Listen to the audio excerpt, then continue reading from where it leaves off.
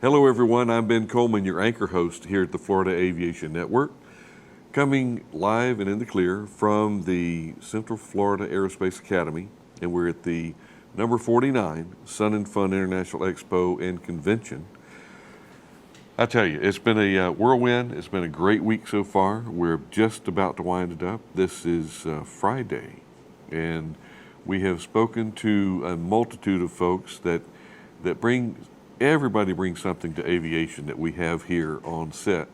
And this is going to be no different today. We talk about the Civil Air Patrol, but also remember that this is it's a volunteer-run organization, the Florida Aviation Network. And there's an awful lot of volunteers involved with the Civil Air Patrol, and hopefully we can get our next guest to encourage those adult folks that could be members and didn't know it. They just didn't know it. So you don't know what you don't know what you don't know is what they say. But Susan Mallett. Susan, did I pronounce your name correctly? You pronounced it correctly, thank you. Mallett. You get an A+ on that. Oh, and speaking of A+, you sound like you might have been a teacher in the past. I was a teacher and a principal for 31 years, so yes, A+ for you. Good grief! I'm normally I get the wax on the knuckles. Can you do that anymore? No. But the students who stayed in my office when I was a principal were my favorite students. They ended up being lifelong friends. Good. So it's a good thing. Good. My high school was kind of flavored. It was back, they still had corporal punishment back in those days. And if you had to go see Mr. Williams, you knew you could probably count on getting a paddle. I don't know that I miss those days, you know what I mean? But anyway, we digress. It's okay. Susan, you're here with the Civil Air Patrol. You've been in your current position for about 16 years, and you actually are the STEM educator. Aerospace and STEM education is your focal point, I know, for the Civil Air Patrol. How is that going? It's going great. I retired from the school system after 31 years. I had turned my elementary school into an aviation-themed school, and test scores shot out the ceiling and into the sky with those young students. They were middle to lower socioeconomic students. And the aerospace and aviation theme really jump-started their ignition and interest in learning more about reading and science and technology and engineering and math, all those things we now call STEM. We taught them back in the day in the 80s and 90s. It just wasn't called STEM. It wasn't. But it was a wonderful theme to use throughout the school and to bring in resource people and mentors and such, many from Civil Air Patrol who would talk to the students about future careers and avocations as well. So in 2006, I was asked to come to the Civil Air Patrol's national headquarters to do what I did at my school for teachers around the country, and now I'm their education outreach coordinator, and it is a wonderful job. I meet so many wonderful people and organizations, and even still some young people along the way too, so it's really great. Well, and Susan, I've got to correct you on something. Okay. I don't like to correct the teacher, but it's not a job. I say it's a passion for you. It is absolutely a passion, and a dedicated you don't work. passion. It's not work. No. I mean, hitting a schedule sometimes could be work, but. And I'll tell you this, you talked about the Florida Aviation Network being a group of volunteers. Civil Air Patrol is made up of over 60,000 volunteers across the nation as well. I happen to get paid for what I do, but I still consider myself as a volunteer at heart, because I will do anything for any of our members or organizations, anytime, day or night. So it is a passionate dedication that's going on here in my life and many people who work with me. Well, and it shows, and the folks that are downstream from you, I mean, your passion is contagious. And if we don't feel like that, we're not really good leaders. I mean, we must really emphasize that. And how did you get your passion for aviation? Well, I was a first grade reading teacher. I knew nothing about aviation. The Alabama Department of Aeronautics director's daughter was in my classroom, and he asked me to pilot a little aviation program. I said, I know nothing about it. He said, you're the exact teacher we want for this. And that was in 1986, and from then on, I've integrated aviation throughout my curriculum. Then when I became a principal, of course, I integrated it throughout the school. But immediately I found that the people in our community, and I live in Montgomery, Alabama, where the national headquarters for Civil Air Patrol is, and it's a military community, retired military are there as well. They immediately jumped on and tried to support. A person in my church, long before our EAA Young Eagle flights, said, would you like for me to fly your students? And we started flying students. And that was the best carrot to dangle in front of young people to get them to do well in school, behave well, and do well academically as well as they could, and to get them to want to do more. So, I tell you, orientation O-flights go a long way. They do. And the folks that are involved with it, that give and dedicate their time to that work, is to be acknowledged. So we acknowledge.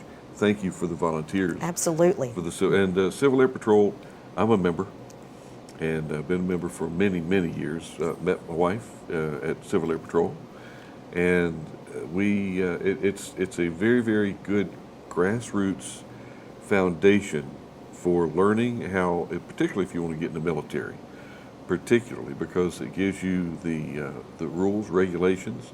You're able to. It really streamlines your growth and advancement as an adult. It gives you, I'm looking for a word, help me here. It starts with a D. It gives you decorum, it gives you, Susan, help me. It's one of those times. Focus. And I'm not helping you. Focus, help me.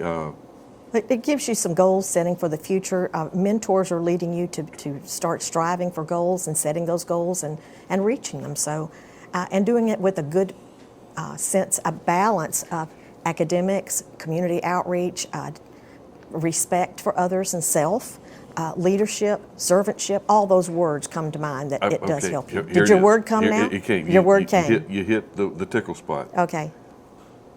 Oh, I just lost it again. Oh, man.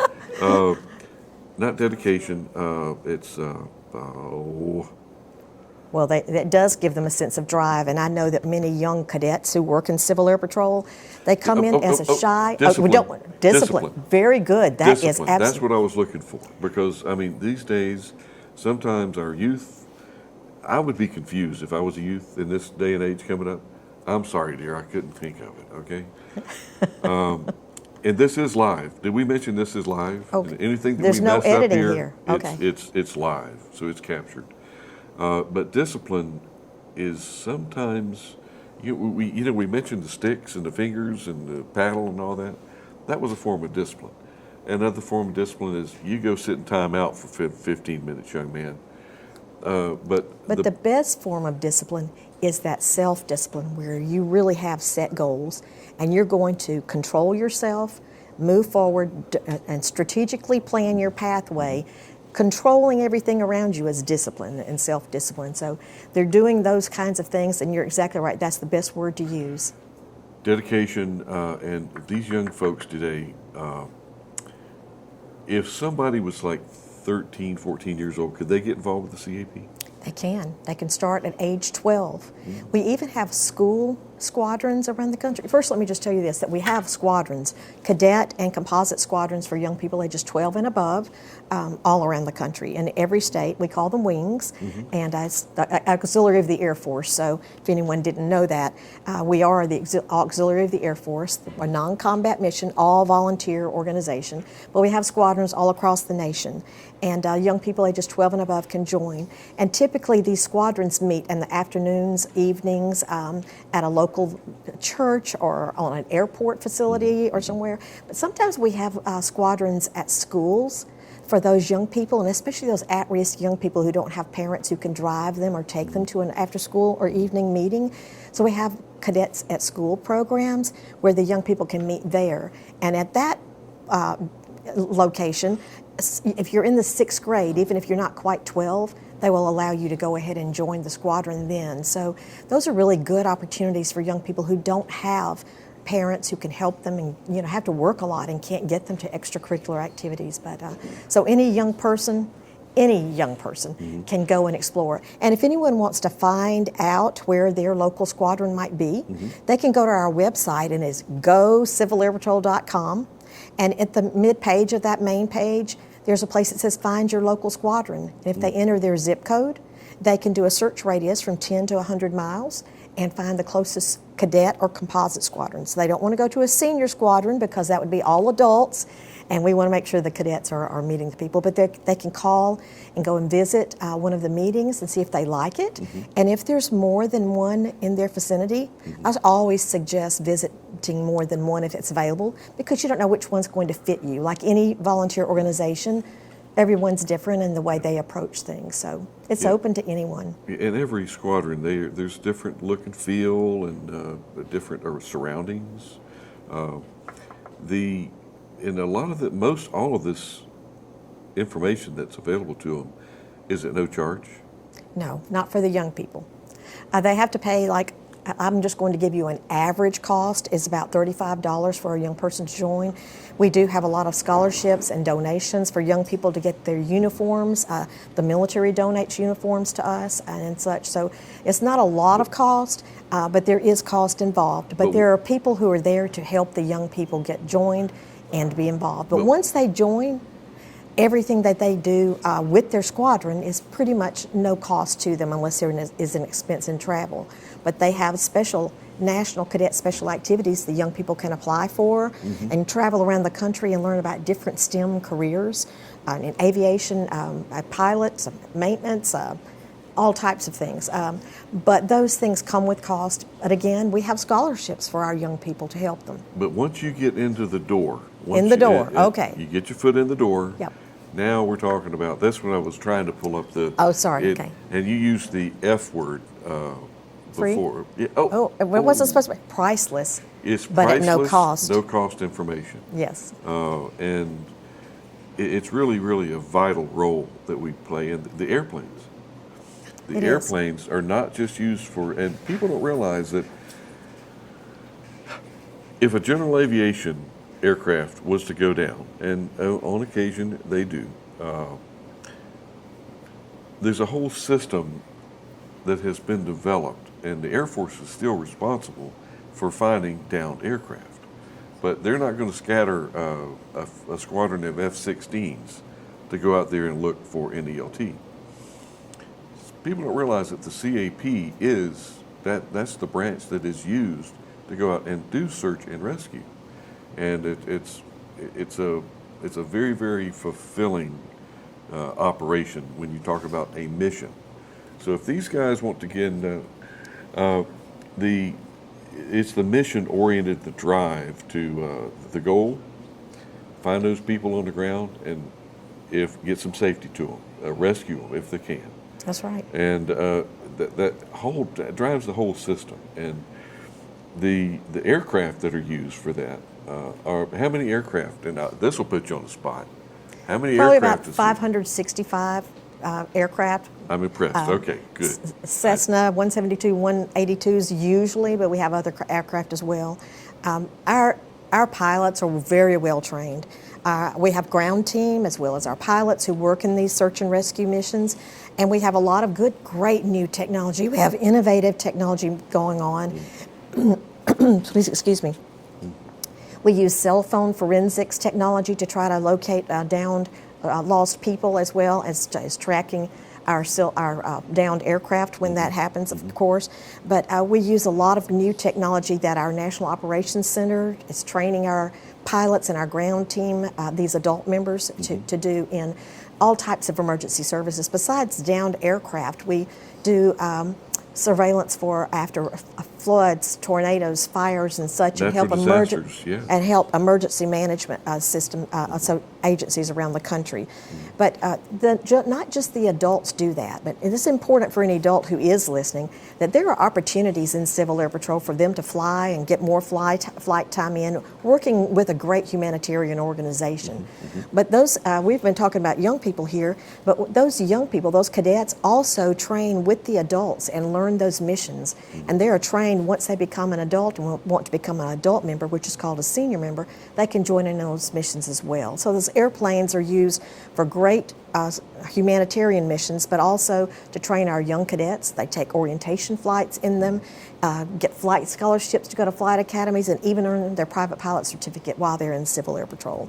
We take teachers on orientation flights too. So those airplanes are our treasured resources, and the persons who fly them and maintain them and plan them and coordinate all the flights and the emergency management services are all treasured volunteers as well. Well, and those aircraft are they're tools that you use, but it's an asset. And I know in our squadron in Orlando, we were very, very key on take care of your assets. One side note story: a little young cadet, little bitty fella, cute as a button. I said, "Okay, this aircraft, I'm assigning this aircraft to you, and your role is to keep the belly of that airplane spotless."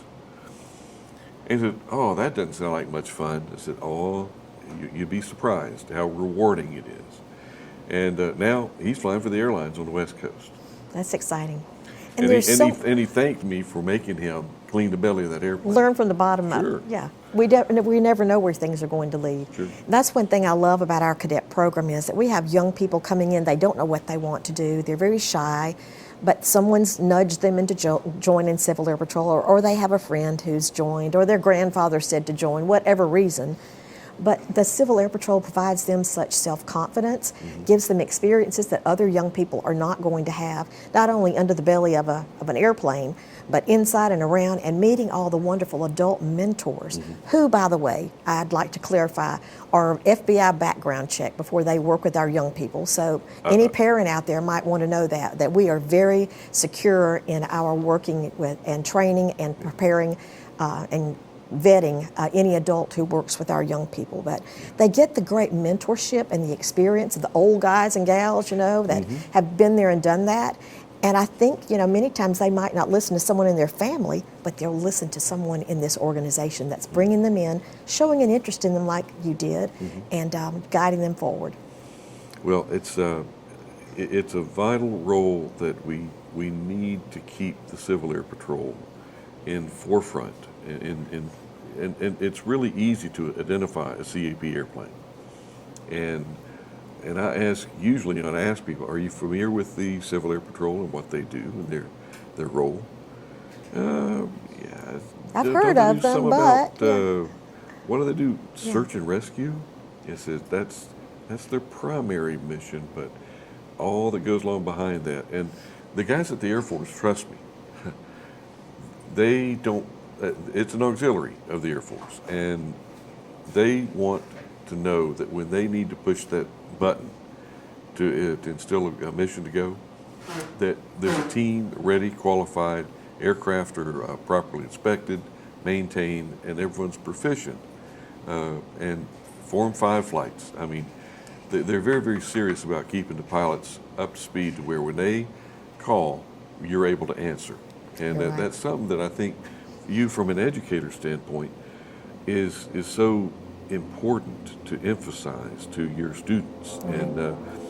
And when you get to our age, everybody's a student. That's right. When you talked about discipline earlier, we want to certainly have people who are working in the air and on our aircraft, very disciplined people, but that starts at a very early age. And at Civil Air Patrol, we think that's very important that we introduce young people to aviation and aviation-related careers at a very early age. So we have a multitude of priceless but very, very important educational products that we provide to K through 12, pre-K through 12 and above educators, both formal and informal educators, because after COVID, a lot of people became informal educators at home. But we provide those free resources for educators at no cost. So we have a special program, a kindergarten through 6th grade Aerospace Connections and Education program. And that was one program I was hired to create because it replicated what I did at my school. But we used that aerospace theme to integrate all areas of academics, character ed, and physical fitness into these K through 6th grade programs. The lessons are just priceless for the teachers. They're set up so that volunteers can come in and teach the lessons. Someone who might not be familiar with that particular topic, everything's written for them, and class sets of manipulatives are sent to the students and such. But the good thing about that is that when we're trying to develop the future workforce, we're looking at people who are smart in their academic area, who do have good character, and who are drug-free and physically fit to be able to do those things. So that's why this program is important. But we also have over 20 free, I hate to use that word, but it is at no cost, free STEM kits in the areas of aviation, space, and cyber. Now here we're at an air show, we want to focus on the aviation stuff. Sure. But of course we move into space from there, and you have to have cyber as you're going to be controlling the aircraft nowadays. It's not, everything is not in the cockpit just for as an instrument. We have these glass cockpits now, and everything's electronic and such. Computer. So You fly in a computer. that's right. So aviation, space, and cyber STEM kits, we have over 20 of those for kindergarten through 12th grade for those teachers. It's important that we educate our teachers as well about the importance of aviation and aviation-related STEM careers. And if the teachers know and are prepared and have the resources and the mentors to come to the classroom, which CAP mentors do, then they can help us share the word with young people. So we think it's really important that we educate our teachers, provide them the resources and the experiences. So as I mentioned earlier, we fly teachers too. So we take teachers on flights in our Civil Air Patrol aircraft, and they might not be comfortable with aviation. They might have flown commercially, but once you fly in a general aviation aircraft, it's a little bit different. And to get the pre-flight briefing to see how the parts of the airplane work, and then get in the airplane, see how they work, and then get to control the aircraft themselves. Fly over their school or their demographic area, radio down to their students or live stream down to their students. You can imagine the power that comes from that one flight with a teacher at the controls and their students knowing that their teacher is flying above them, or their principal, or their superintendent, someone of influence to the young people. So we feel like these experiences for the teachers are important too, so they can come back, share those experiences with their students, so their students might dream of doing that one day, and then start working toward the goal of doing that. And CAP pilots will then come back and talk to the schools and bring some cadets to introduce the program. So it's a full circle organization. We try to connect things in every way we can. Well, Susan, I can tell there's a reason that you've been there as long as you have. Because normally, people sit a couple years here, a couple years there. You've been in that role for 16 years for a reason, because you're good at it, I can tell. You show your passion, and I'm sure that we will have touched someone out here. We hope so. Thank you very much for your time. Appreciate today. you very much. And there we go, a lot of information, vital information, and it's priceless information at no cost, otherwise known as free. So, but we're not going to use the free word here. Listen, this is Ben Coleman, your anchor host for the Florida Aviation Network, and we're going to sign it off just a little bit over our time, Mike, but we're okay. See you next interview.